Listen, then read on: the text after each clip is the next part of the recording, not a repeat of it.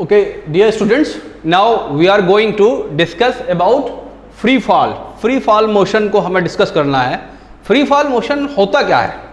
जब किसी ऑब्जेक्ट को हम ग्रेविटी के हवाले कर देते हैं तो ग्रेविटी उससे जैसा मोशन करवाती है उसी को बोलते हैं फ्री फॉल. तो फ्री फॉल का मैं नाम लिख सकता हूं मोशन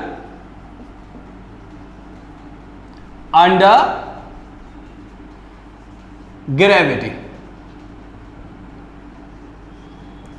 ठीक है.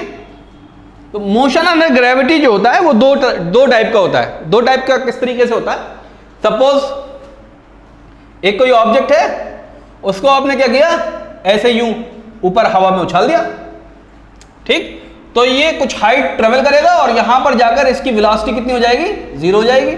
आपने एक यू वेलोसिटी से इसको ऊपर उछाला था. बात समझ में आ गई या नहीं आ गई? और यहां के बाद ये वापस नीचे गिरने लगेगा.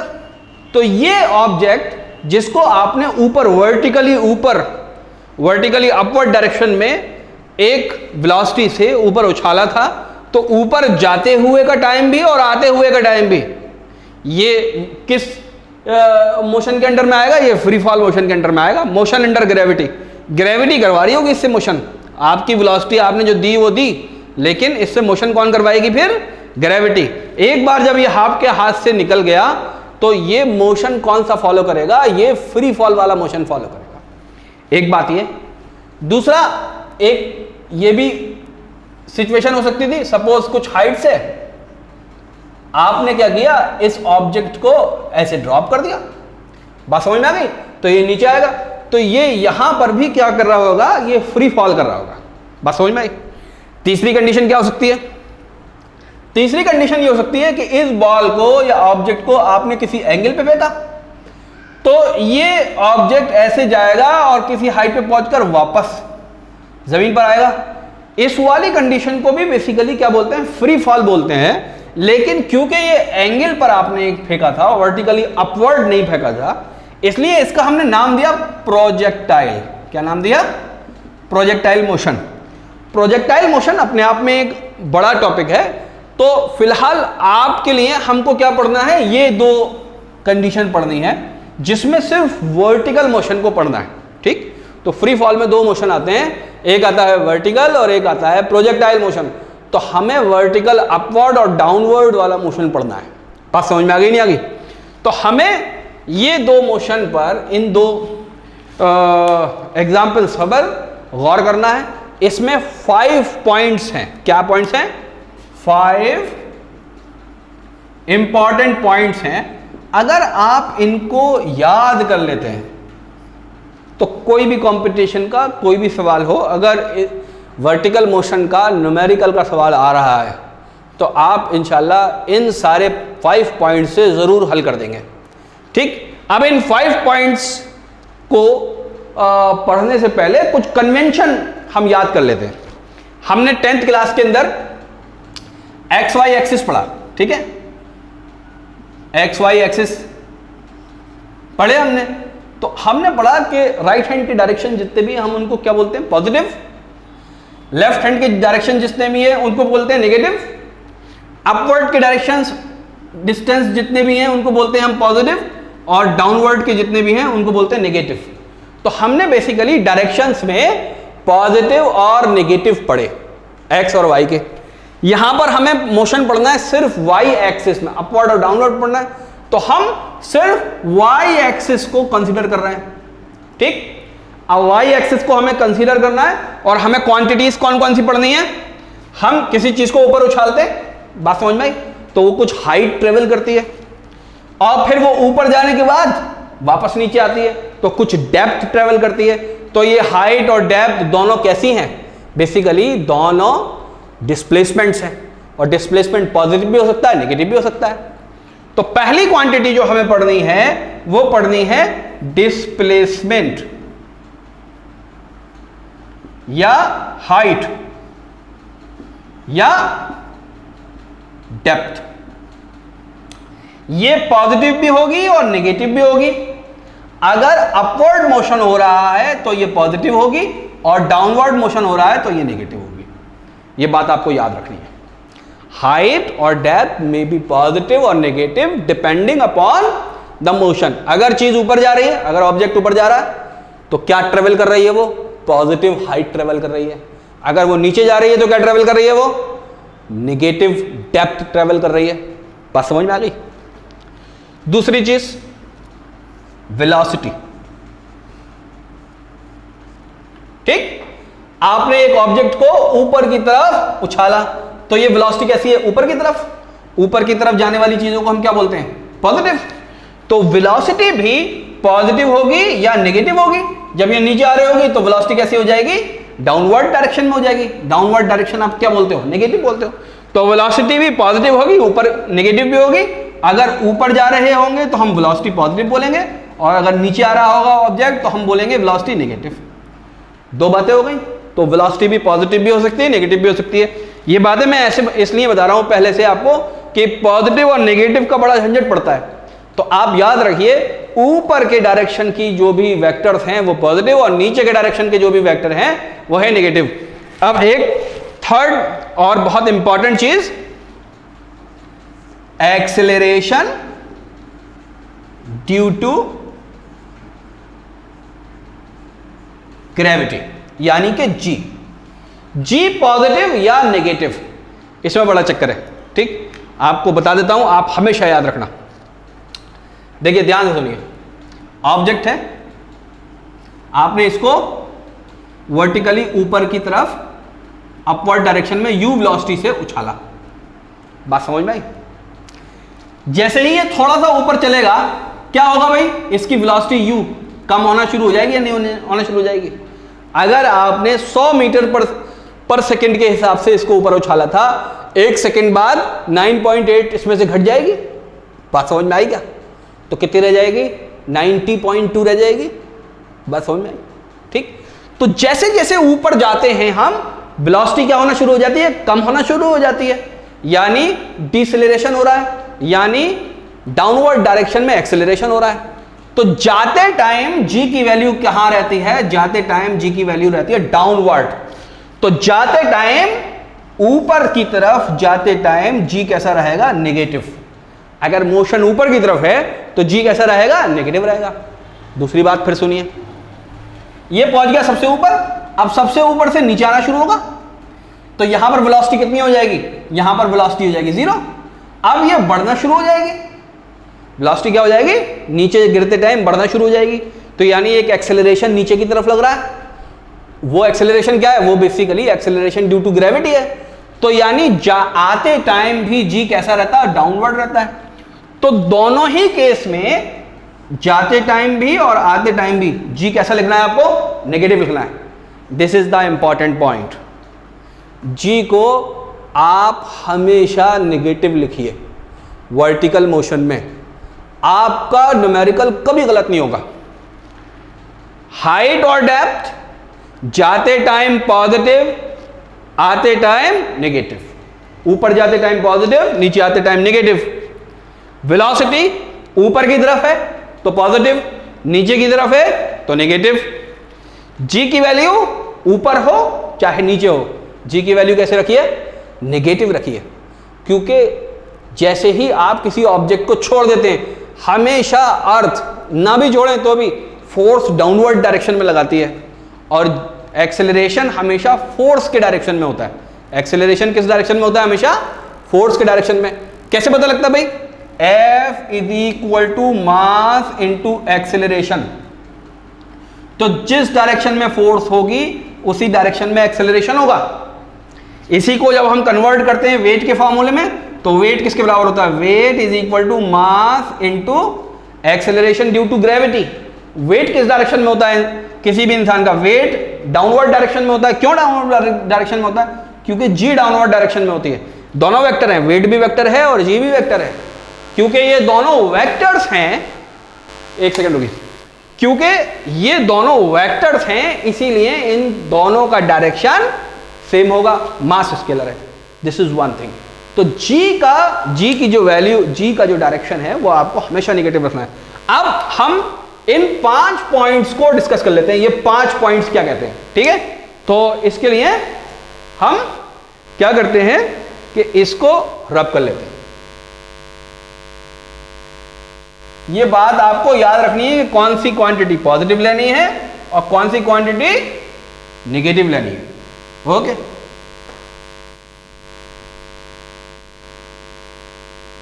मैंने जल्दी में हेडिंग भी मिटा दी।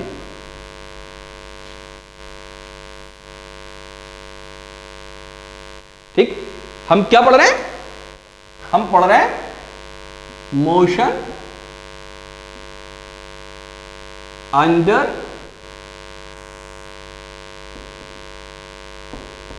ग्रेविटी। बात समझ में आ गई?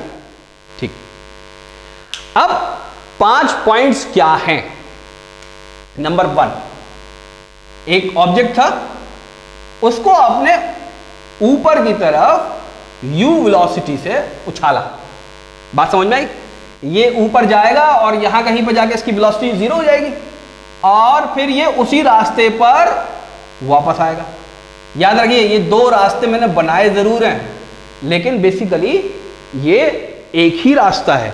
जिस रास्ते से ये ऊपर गया था उसी रास्ते से ये नीचे की तरफ आएगा। ठीक, यहां पर इसकी वेलोसिटी कितनी हो गई थी? यहां पर वेलोसिटी हो गई इसकी 0, उसी रास्ते से ये नीचे आया। अब ये u वेलोसिटी से उछाला था, यहां पर किसी भी पॉइंट पर जब ये पहुंचेगा, ठीक, सपोज आपने 50 मीटर पर सेकेंड की रफ्तार से इसको ऊपर उछाला था और ये यहां पर पहुंचा और इसकी वेलोसिटी हो गई 30 मीटर पर सेकेंड अपवर्ड डायरेक्शन में।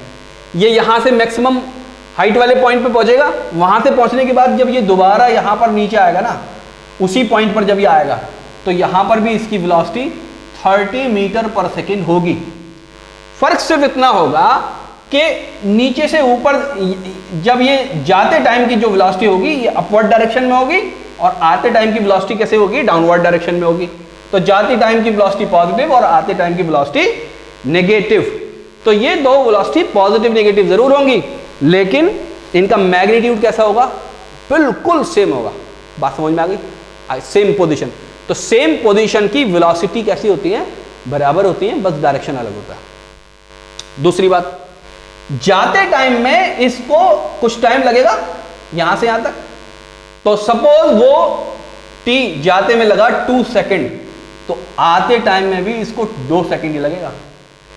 जाते टाइम किसी हाइट तक पहुंचने का टाइम, तो उसी हाइट से वापस आने का जो टाइम है वो कैसा होगा? दोनों बराबर होंगे। गौर करने वाली बात यह है कि जाते टाइम के जो पैरामीटर्स है ना वो एग्जैक्टली इक्वल होंगे आते टाइम के पैरामीटर्स। तो जाते टाइम के पैरामीटर्स और आते टाइम के पैरामीटर्स हमेशा कैसे होंगे? बराबर। तो इस पॉइंट को आप नोट कर लीजिए। ओके, अब हम दूसरा पॉइंट देखते हैं। What is second point? दूसरा पॉइंट बहुत ज्यादा इंपॉर्टेंट है। अगर किसी ऑब्जेक्ट को हम नीचे से ऊपर उछालते हैं किसी वेलोसिटी u से, ठीक, फिर मैं फिगर बनाता हूं। सपोज एक ऑब्जेक्ट है, इसको आपने ऊपर की तरफ उछाला और यहां जो आपने वेलोसिटी रखी ना वो u रखी अपवर्ड डायरेक्शन में, यहां पर वेलोसिटी जाके 0 हो गई, तो यहां से ये वापस गिरना शुरू हो जाएगा। तो मैं अगेन रास्ता तो दूसरा बनाऊंगा, लेकिन आपको ये समझना है कि रास्ता एक ही है, 2 अलग अलग लाइनें नहीं है, ये एक के ऊपर दूसरे पर है, एक दूसरे पर है, ये बेसिकली ओवरलैप कर रही हैं। बात समझ में आई क्या? तो यहां पर वेलोसिटी कितनी हो गई है? यहां पर वेलोसिटी हो गई 0। तो यहां नीचे से लेकर और ऊपर तक जाते में इसको जो टाइम t लगा ना, वो t किसके बराबर होता है? वो t बराबर होता है u अपॉन जी। u अपॉन जी। और आते वक्त का जो टाइम है ना वो भी t equal to u upon g होता है। ठीक, इसको आपको डायरेक्ट फिट करना है। अच्छा, जाते टाइम और आता टाइम अगर दोनों को जोड़ दें तो उसको बोलेंगे टोटल टाइम ऑफ फ्लाइट, वो हो जाएगा 2u अपॉन जी। इस फॉर्मूले को आपको एज इट इज याद रखना है। और ये कहीं ऐसा नहीं अपनी तरफ से लिख रहा हूं मैं, ये इक्वेशन ऑफ मोशन है, वहां से प्रूफ किया जा सकता बहुत आसानी से। इक्वेशन ऑफ मोशन क्या है? v पहली क्या है? u, v equal to u plus at। अब इस इक्वेशन में रख दीजिए आप, ये कौन सी वेलोसिटी? फाइनल। ये कौन सी? इनिशियल। ये एक्सेलरेशन। एक्सेलरेशन किस डायरेक्शन में? u से लेकर v तक। और ये वो टाइम जो u से लेकर v तक चेंज हुआ। तो देखिए जाते वाला टाइम देखते हैं हम। जाते वक्त फाइनल वेलोसिटी कितनी हो गई? 0 हो गई। और इनिशियल वेलोसिटी कितनी थी, प्लस यू, और एक्सेलरेशन ड्यू टू ग्रेविटी कितना था, वो हमेशा माइनस रहता है, और टाइम टी। बात समझ में आई? देखिए यहां से टी किसके बराबर आ जाएगा, u is equal to g, वो sorry t is equal to u upon g. ये टाइम आ गया। ये कौन सा वाला टाइम है, जाता हुआ टाइम है, जब ऑब्जेक्ट नीचे से लेकर और सबसे ऊंची वाली हाइट पर पहुंचा। u वेलोसिटी से अगर हमने फेंका था तो जाता हुआ टाइम कितना है, u अपॉन जी। अब आता हुआ टाइम देखते हैं। आते हुए टाइम के लिए भी यही वेलोसिटी लगाए, यही इक्वेशन लगाएंगे हम। Final velocity is equal to initial velocity plus acceleration into time. बात समझ में आई?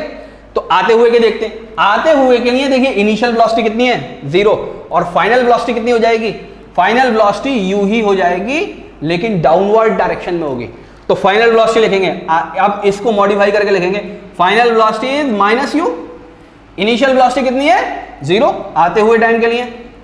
g कितना है, g अब भी नेगेटिव है, और टाइम लग रहा है t सपोज, तो t किसके बराबर हो जाएगा, u अपॉन जी। ये आपको याद रखना है। तो टोटल टाइम ऑफ फ्लाइट कितना है, t is equal to 2u upon g. ये आपको डायरेक्ट पुट करना है न्यूमेरिकल्स के अंदर। वहां इतना टाइम नहीं होता कि आप प्रूफ करेंगे, इस चीज को देखेंगे, निकालेंगे। वहां यही तो होता है बस, ये 50 सेकंड ज्यादा लग गए तो पता चला एक सवाल दूसरे ने ज्यादा कर लिया हमसे, और किसी को ये डायरेक्ट फॉर्मूला याद था, उसने डायरेक्ट लगा दिया। ठीक, तो total time of flight is equal to कितना, t is equal to u upon जी।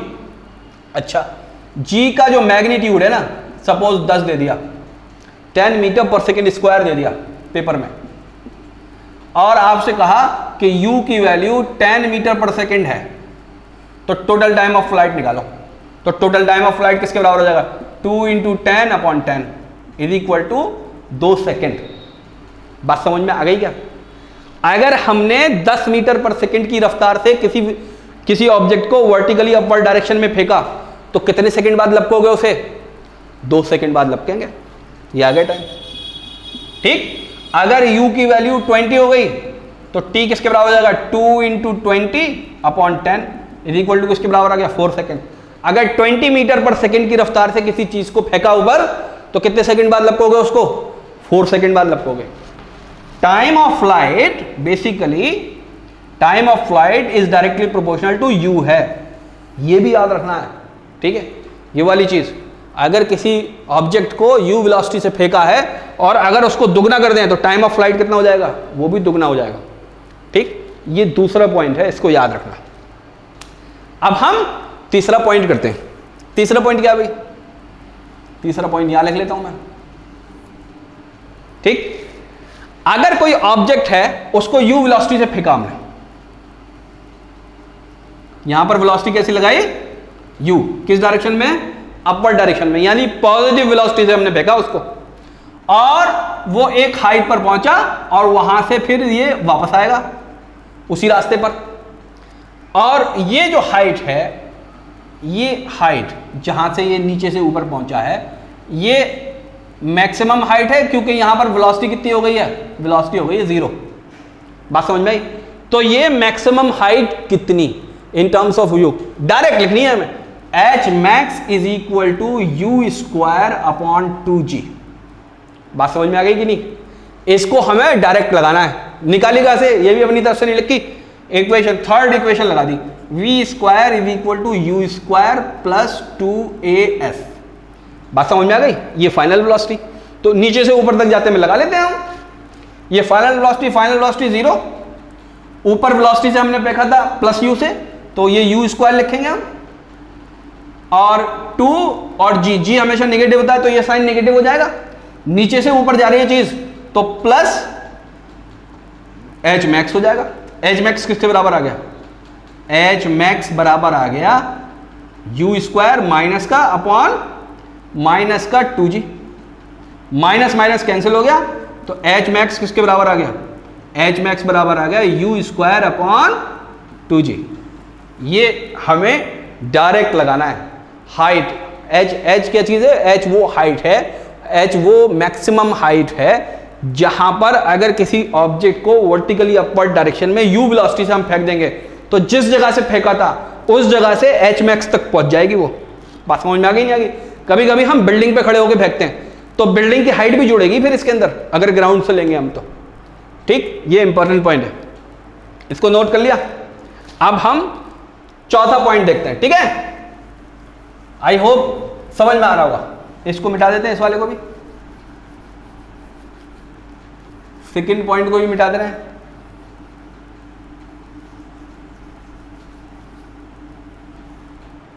ठीक, चौथा पॉइंट देखते हैं। सपोज एक ऐसे आप हाइट पर खड़े हुए हो और आपने किसी ऑब्जेक्ट को ऐसे ड्रॉप कर दिया, तो यहां पर आ जाएगा ये? बात समझ में आ गई कि नहीं? अगर हाइट पे खड़े हो और आपने क्या कर दिया, ड्रॉप कर दिया, आपने यहां पर क्या किया है, ड्रॉप किया है। ड्रॉप करने का क्या मतलब है, u इज इक्वल टू 0 है। ठीक, और कितनी हाइट पे खड़े हो आप, सपोज h हाइट पे खड़े हो। h हाइट से खड़े होने के बाद आपने किसी ऑब्जेक्ट को ड्रॉप कर दिया, वो h हाइट वाली जगह पर गिरेगा। बात समझ में आ गई कि नहीं आ गई? तो यहां से लेकर यहां तक गिरने में ये कुछ टाइम लेगा। वो टाइम कितना, डायरेक्ट हम पुट करेंगे 2h/g का अंडर रूट। इसको हम डायरेक्ट लिखेंगे इम्तिहान के अंदर, कंपटीशन के अंदर। हाँ, ये आया कैसे? आया के लिए मैंने क्या इक्वेशन लगाई, s is equal to u t plus half AT square. दूसरी इक्वेशन लगा दी। याद करो, ऊपर से नीचे गिर रहा है तो h कैसा रखेंगे हम, नेगेटिव रखेंगे। ऊपर से नीचे गिर रहा है तो h कैसा रखेंगे हम, नेगेटिव। इनिशियल वेलोसिटी कितनी है, 0। ऊपर से नीचे गिर रहा है, a कैसा होगा, negative, minus half g t square. बात समझ में आ गई क्या? ये नेगेटिव कैसा हो जाएगा, नेगेटिव नेगेटिव पॉजिटिव हो जाएगा। t किसके बराबर आ गया, 2h/g का अंडर रूट। ठीक, इस फॉर्मूले को भी हम डायरेक्ट यूज करेंगे इम्तिहान के अंदर। ठीक, अब देखो इंपॉर्टेंट पॉइंट, ये जो t है ना, ये t ग्राउंड तक पहुंचने का टाइम नहीं है। It is not the time to reach to the ground. ये t h डेप्थ ट्रेवल करने का टाइम है। अगर u इज इक्वल टू 0 है तो h डेप्थ तक पहुंच जाने के टाइम को t बोलते हैं। क्योंकि जरूरी थोड़ी है यहां ग्राउंड आ जा, हो सकता है यहां ग्राउंड आए ना और ये बॉल यहां तक आ रही हो, नीचे यहां पर हो ग्राउंड। तो ये अगर आपने हाइट h ली यहां से यहां तक, तो यहां से यहां तक पहुंचने का ही टाइम होगा ये 2h/g। अगर ये इतना नीचे गिर रहा है और ये कैपिटल H है तो टाइम किसके बराबर हो जाएगा, 2H/g का अंडर रूट। ये बात याद रखनी है। तो t is not the time to reach the ground but to travel the height h which is placed under the under root. बात समझ में आ गई क्या? ठीक, पांचवा पॉइंट देखिए। अगर सपोज फिर आप किसी हाइट पे खड़े हो और आपने ऑब्जेक्ट को यूं ड्रॉप कर दिया। ठीक, आपने यहां पर क्या किया है, ड्रॉप किया है। ड्रॉप करने का मतलब क्या है, u इज इक्वल टू 0। ठीक, और ऊपर से लेकर ग्राउंड, ऊपर से नीचे तक कोई हाइट सपोज h है। बात समझ में आ गई क्या? यहां से लेकर यहां तक गिरने वाली जो हाइट, गिरने वाली जो वेलोसिटी है वो क्या होगी, यहां पर जो वेलोसिटी होगी वो क्या होगी, अंडर रूट 2g/h। डायरेक्ट लगा दोगे आप। इस हाइट तक गिरने वाली जो वेलोसिटी है वो क्या होगी, अंडर रूट 2gh। ठीक, कहां से लगाया मैंने ये, v square is equal to u square plus 2as। ये वाला फॉर्मूला लगा दीजिए। ठीक, फाइनल वेलोसिटी हमें निकालनी है, ऐसे लग दी। इनिशियल वेलोसिटी कितनी है, 0, पहले से ही हमें पता है क्योंकि नीचे गिर रहा है। तो एक ऐसा होगा नेगेटिव, और नीचे की तरफ हाइट ट्रेवल कर रहा है माइनस h, तो ये भी नेगेटिव होगा। तो ये दोनों कैसे हो जाएंगे, पॉजिटिव, 2g और h।